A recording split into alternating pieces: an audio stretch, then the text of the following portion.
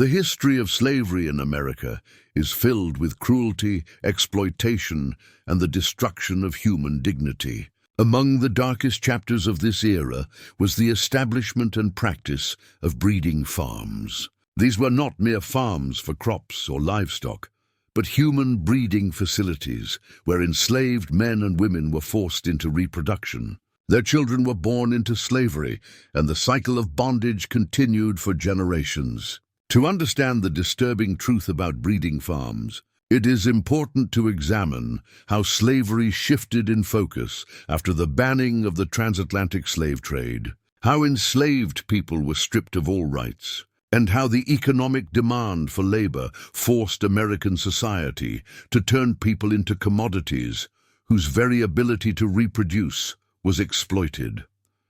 The antebellum period in America, spanning the late 18th century into the mid-19th century, was defined by a slave-based economy. In this time, the southern states depended heavily on agriculture, particularly cotton, rice, and tobacco.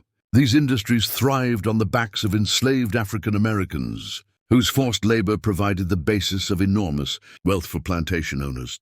Laws across the 18th and 19th centuries had already chipped away at any recognition of enslaved individuals as human beings. Instead, they were codified into property. By the early 1800s, enslaved people were no longer considered persons under the law, but rather things that could be bought, sold, inherited, or disposed of. Their value was measured not by their individuality, but by their physical strength, productivity, and reproductive ability.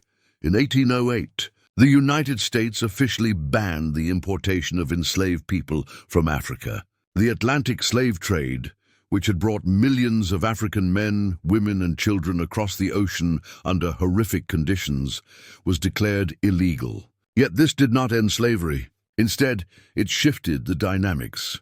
Southern plantation owners still required vast numbers of enslaved workers to maintain and expand their agricultural empires. With the supply of new enslaved Africans cut off, the demand for enslaved laborers had to be met through other means. Thus began the internal slave trade, and within it, the rise of breeding farms. The ideological shift from personhood to thinghood was crucial in allowing breeding farms to exist. Once the law and society accepted that enslaved individuals were property, the logic extended to every aspect of their existence, including their ability to reproduce. An enslaved woman was not only a worker in the field or in the house, but also a potential source of new property in the form of children.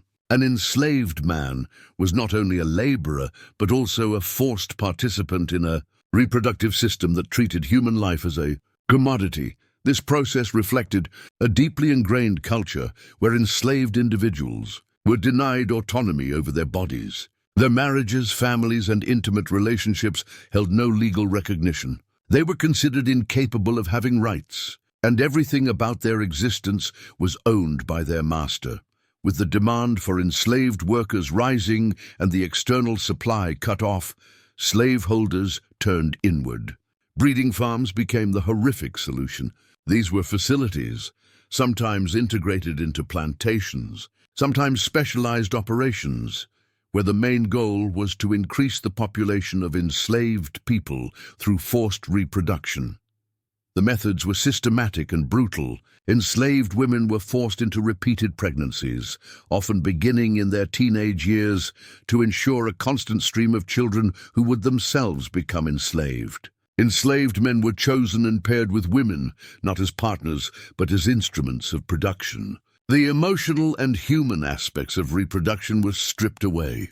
What remained was a cold system designed to create new generations of enslaved laborers for sale and exploitation. Breeding farms were most common in states like Virginia and Maryland, which, after the decline of certain crops, became centers for the production and sale of enslaved people.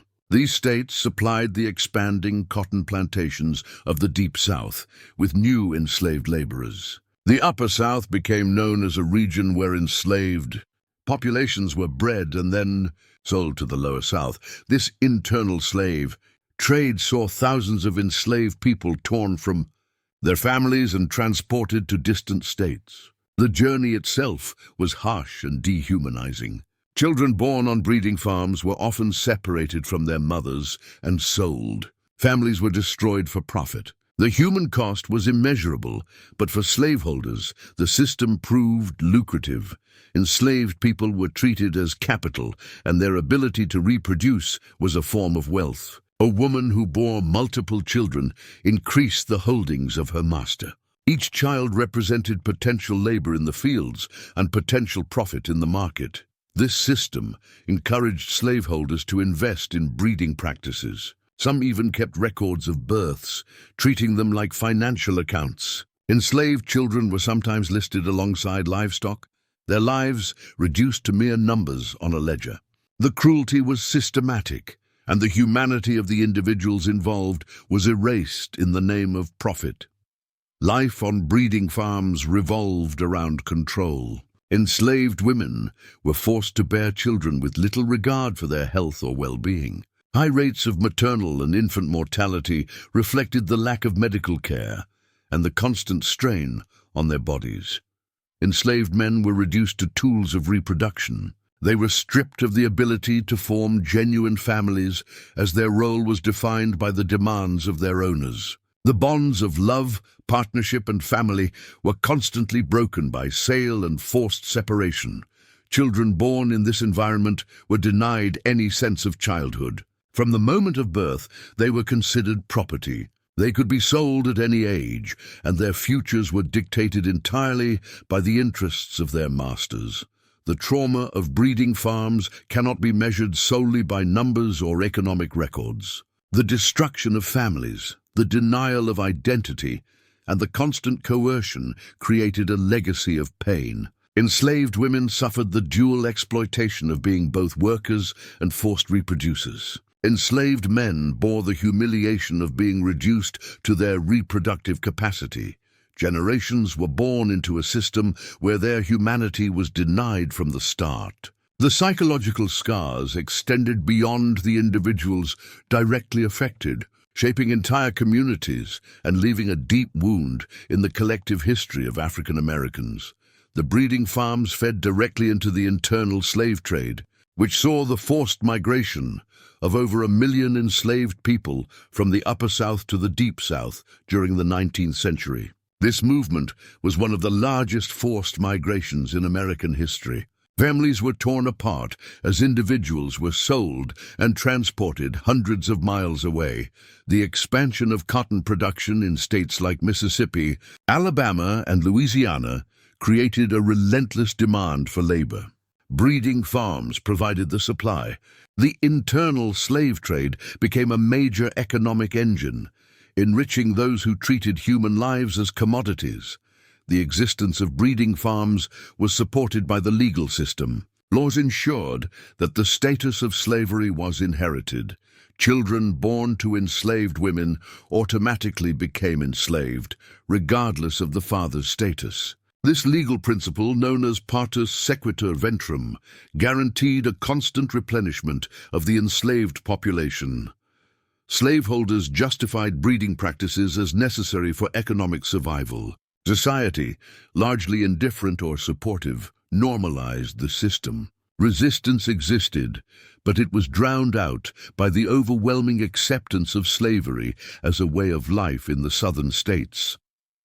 At the heart of breeding farms was the commodification of human life. People were not only forced to work, but also forced to reproduce. Their humanity was denied at every turn. Every birth was a financial transaction, every child another piece of property, every family bond subject to the whims of profit. The cruelty lay not only in the physical suffering, but in the denial of identity and personhood. Enslaved individuals were reduced to numbers, values, and reproductive potential. This system represented one of the most disturbing aspects of American slavery. Breeding farms began to decline only with the coming of the Civil War. As the conflict over slavery intensified, the entire system of forced labor faced collapse. The Emancipation Proclamation in 1863 and the eventual Union victory in 1865 ended legal slavery in the United States. With the abolition of slavery, breeding farms disappeared, but the damage they inflicted endured. Generations of African Americans bore the consequences of a system that had treated their ancestors as property. The legacy of trauma, broken families, and denied humanity could not be erased by law alone.